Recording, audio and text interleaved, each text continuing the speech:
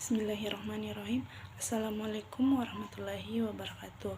Puji syukur kita panjatkan atas kehadirat Allah Subhanahu wa Ta'ala yang telah memberikan kita nikmat kesehatan dan kesempatan sehingga kita dapat bersama-sama menyaksikan pemaparan materi dari kelompok kami pada kesempatan kali ini. Nah, adapun judul materi dari kelompok kami yakni anggaran di bidang bank syariah.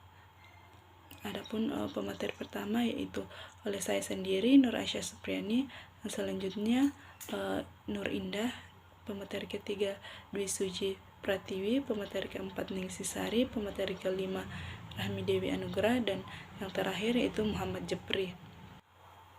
Nah, baiklah, adapun materi yang pertama yaitu arti perencanaan dan anggaran pembiayaan. Yang pertama, adanya pesaing usaha yang semakin intensif, di mana di masa perekonomian dengan persaingan yang semakin intensif sekarang, perusahaan dituntut untuk mampu memenangkan persaingan. Untuk mencapai hal tersebut, perusahaan harus mampu membuat kebijakan baik itu internal maupun eksternal. Nah, adapun kebijakan internal yang ditempuh perusahaan yaitu dengan memperhatikan bauran pemasaran dalam pemesannya.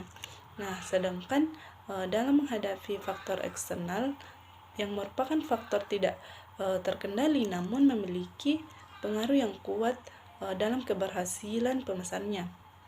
Yang kedua yaitu perkembangan geografis usaha bank. Ketika masyarakat memiliki akses geografis terhadap perbankan dengan baik, maka akan meningkatkan penggunaan layanan perbankan itu sendiri. Seiring dengan perkembangan dan kemajuan teknologi, untuk menjangkau para pelaku usaha, muncul sebuah alat komunikasi yang bankable, yaitu sistem informasi geografis, di mana bisa menabung, meminjam, bahkan melaporkan sirkulasi keuangan lewat alat komunikasi yang ditanamkan dalam sebuah software perbankan itu sendiri. Nah, yang ketiga yaitu perkembangan perekonomian yang cepat, di mana perekonomian yang cepat tumbuh membuat lebih banyak pula modal usaha yang diperlukan untuk selalu meningkatkan usahanya. Dengan perkembangan yang keempat yaitu perubahan kebutuhan jasa bank. Seiring dengan perkembangan perekonomian, maka bank dituntut untuk mampu memberikan jasa layanan bank yang unggul sesuai dengan kebutuhan masyarakat melalui upaya peningkatan teknologi, perluasan jaringan, dan kemitraan dengan lembaga lainnya, dan mampu membuat inovasi baru. Yang kelima yaitu perubahan instrumen dan financing method perdagangan dengan efisien. Yang keenam yaitu biaya operasional yang semakin tinggi. Dalam kondisi pandemi seperti sekarang ini, perbankan mau tidak mau harus membatasi kebutuhan operasionalnya. Namun kemungkinan besar beban atau biaya operasional akan semakin meningkat, di mana biaya operasional yang semakin tinggi maka akan berakibat buruk. Begitupun sebaliknya, semakin rendahnya biaya operasional semakin menguntungkan dalam sebuah usaha secara umum. Yang ketujuh yaitu perkembangan organisasi bank. Perkembangan organisasi bank perlu dilakukan karena mengarah pada efektivitas organisasi dengan tujuan mencari perbaikan kemampuan suatu bank dalam menyesuaikan diri terhadap perubahan lingkungan serta perubahan perilaku anggota organisasi dengan upaya perubahan yang terencana dan sistematis. Faktor volume anggaran pembiayaan. Faktor volume anggaran pembiayaan terdiri atas dua faktor, yang pertama faktor internal, yang kedua faktor eksternal. Faktor internal, satu, segmentasi pasar, di mana segmentasi pasar adalah strategi perusahaan untuk mengetahui target konsumen dengan lebih baik sehingga bisnis yang dijalankan dapat memberikan hasil yang optimal. Kemudian yang kedua yaitu posisi keuangan.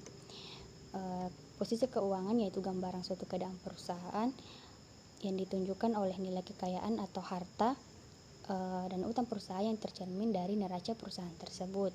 Kemudian yang ketiga yaitu sumber dana.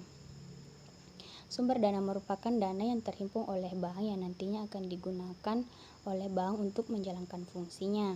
Perolehan dana ini dapat berasal dari bank itu sendiri, berupa setoran modal pemilik saham dan laba ditahan, atau dari masyarakat berupa tabungan, giro, dan deposito. Kemudian yang keempat yaitu kualitas aktiva produktif, di mana kualitas aktiva produktif ini adalah perbandingan antara kredit yang diberikan, surat berharga, aktiva antar bank, dan penyertaan. Kemudian faktor eksternal, satu, persaingan antar bank. Kemudian yang kedua, pertumbuhan ekonomi. Pertumbuhan ekonomi ini adalah peningkatan dalam kemampuan dari suatu perekonomian dalam memproduksi barang dan jasa. Dengan kata lain, pertumbuhan ekonomi lebih menunjukkan pada perubahan yang bersifat kuantitatif dan biasanya diukur dengan menggunakan data produk domestik bruto atau pendapatan output per kapita. Kemudian yang keempat yaitu sosial dan politik. Sosial dan politik ini mempunyai hubungan dan keterkaitan yang sangat erat. Seperti yang kita ketahui bahwa dunia politik pasti berkenaan dengan dunia sosial masyarakat. Masyarakat menjadi penghubung antara sosial dan politik itu sendiri. Kemudian yang keempat yaitu karakteristik usaha nasabah. Selanjutnya yaitu perencanaan planning assumption. Planning assumption atau asumsi perencanaan adalah batas di mana prioritas, tujuan, rencana, anggaran, dan proyeksi keuangan didasarkan asumsi adalah faktor yang diyakini benar tetapi belum dikonfirmasi, yaitu meliputi yang pertama, tingkat perkembangan perekonomian yang akan datang, belajar dari kondisi dinamika dalam penanganan COVID-19 dan dampak yang begitu luas, juga tantangan struktural yang masih harus kita atasi dalam perekonomian kita pada tahun 2022 akan menjadi fondasi konsolidasi dan reformasi, di mana konsolidasi fiskal diarahkan untuk menyehatkan makro fiskal dalam rangka akselerasi pemulihan ekonomi dan reformasi struktural, mempunyai akselerasi pemulihan ekonomi, reformasi struktural, dan reformasi fiskal. Diharapkan kebijakan fiskal tahun 2022 akan semakin efektif, fundamental, dan sustainable. Selanjutnya, interest rate and cost of fund atau tingkat bunga dan biaya dana, yang dimana istilah tingkat bunga mengacu pada biaya dana yang dikeluarkan oleh institusi keuangan khususnya pada bank. Untuk dana yang dipercayakan kepada mereka, bunga simpan lending rate atau biaya dana yang dibebankan institusi keuangan pada peminjam atau bunga pinjaman borrowing rate. Selanjutnya, besarnya profit yang diinginkan. Ada 3 jenis pengelompokan profit yang diinginkan, yaitu yang pertama, gross profit atau laba kotor, di mana laba kotor adalah salah satu jenis profit yang didapatkan dengan mengurangi pendapatan selama satu periode dengan harga pokok penjualan. Dan yang kedua, operating profit atau laba operasional, di mana laba operasional adalah laba yang didapatkan dari pengurangan laba kotor dengan biaya operasi yang dikeluarkan oleh perusahaan.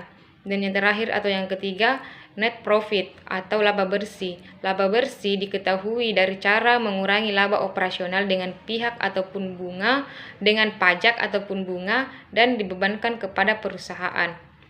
Dan selanjutnya yang terakhir yaitu tingkat risiko usaha yang dapat diterima, di mana di dalam menjalankan suatu usaha mestinya kita harus siap-siap untuk menerima risiko-risiko apa saja, tantangan-tantangan apa saja yang akan terjadi ke depannya, seperti contohnya mengalami kerugian, mengalami kebangkrutan, menghadapi persaingan yang sangat ketat, mendapatkan kondisi pasar yang tidak stabil. Kita harus siap-siap untuk menerima risiko-risiko yang akan terjadi nantinya. Jenis-jenis pembiayaan. Pembiayaan menurut Kasmir adalah penyediaan uang atau tagihan yang dipersamakan dengan itu berdasarkan persetujuan atau kesepakatan antara bank dengan pihak lain yang mewajibkan pihak yang dibiayai untuk mengembalikan uang atau tagihan tersebut setelah jangka waktu tertentu dengan imbalan atau bagi hasil. Dengan kata lain, pembiayaan adalah pendanaan yang dikeluarkan untuk mendukung investasi yang telah direncanakan. Di antaranya, yang pertama, jenis pembiayaan menurut objek yang dibiayai. Ada bagian A, biaya langsung atau direct cost.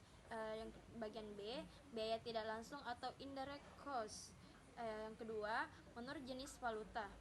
Adalah jenis mata uang yang digunakan dalam melakukan transaksi antara perusahaan pembiayaan infrastruktur pelapor dengan pihak lain dalam hal transaksi yang diperjanjikan menggunakan falas atau sebagaimana tercantum dalam akad perjanjian. Namun realisasinya dalam rupiah, transaksi tersebut diperlakukan sebagai transaksi dalam falas. Yang ketiga, jenis pembiayaan menurut sumber dananya. A. Pembiayaan dengan dana bank sendiri. Yang B. Pembiayaan dengan dana bersama-sama dengan bank lain atau sindikasi, konsorsium, joint financing, dan KLBI. C. Pembiayaan dengan dana dari luar negeri atau offshore two-step loan project aid. Yang keempat, jenis pembiayaan menurut sektor ekonomi. Bagian A, sektor pertanian, perburuan, dan sarana pertanian. B. Sektor pertambangan. C. Sektor perindustrian. D. Sektor listrik, gas, dan air, dan sektor lain-lain. Yang kelima, jenis pembiayaan menurut sifat perputaran dana yang dibutuhkan. Pengertian sifat pembiayaan di sini adalah berhubungan dengan perkembangan baki debit sejak pembiayaan ditarik atau digunakan sampai dengan pembiayaan dilunasi. 7. Jenis pembiayaan dalam rangka fungsi bank sebagai penghimpun dan penyalur dana masyarakat. Yang pertama ada beberapa itu. Bank syariah dan UUS wajib menjalankan fungsi penghimpun dana atau funding dan menyalurkan dana atau financing. Yang kedua, bank syariah menjalankan fungsi sosial dalam bentuk lembaga baitul mal. Yang terakhir, bank syariah dapat menghimpun dana sosial yang berasal dari wakaf, uang, dan menyalurkannya kepada pengelola wakaf. Sasaran perencanaan dan anggaran pembiayaan. Nah, ada beberapa penetapan sasaran perencanaan. Yang pertama itu untuk mendapatkan interest income atau pendapatan bunga. Pendapatan bunga ialah perolehan bunga bisa berdasarkan pada beberapa sumber. Jika entitas mencatat bunga yang diperoleh menggunakan basis kas akuntansi, maka jumlah bunga yang diperoleh akan didasarkan pada jumlah uang tunai yang diterima. Namun, jika didasarkan pada akuntansi akrual, maka jumlah yang tercatat tidak berdasarkan uang tunai yang diterima. Cara lainnya bisa didasarkan dengan mencatat bunga yang diperoleh selama penerimaan sesuai dengan jumlah uang tunai yang terkait untuk memperkirakan jumlah pembiayaan yang wajar. Nah, yang kedua itu untuk penetrasi pasar.